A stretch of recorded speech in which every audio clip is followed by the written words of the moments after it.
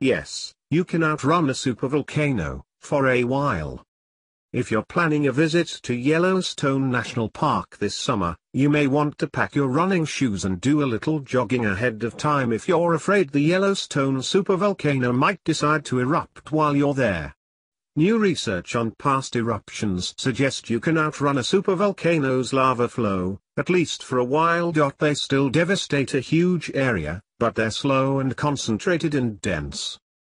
That's not someone covering the presidential race but volcanologist Greg Valentine of the University at Buffalo in New York talking about why he believes a supervolcano would lose a foot race in his recent study in the journal Nature Communications.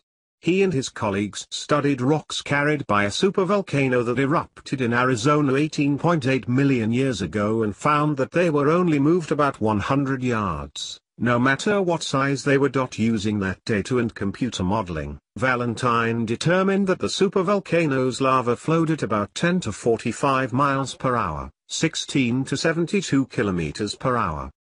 10 miles an hour? When you're being chased by hot lava, that sounds doable, doesn't it?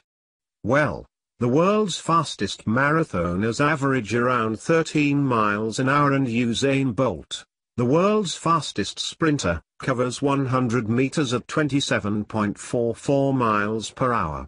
Get your stopwatch, go run around the block pretending a big dog is chasing you and see how you do. I wouldn't recommend anyone try to outrun a volcano, but there's a few of us that could.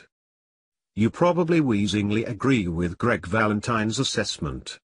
Luckily, you'll most likely have a car on your trip to Yellowstone, and that can certainly hit 45 miles per hour, as long as you're one of the first people to leave the park before the massive traffic jam.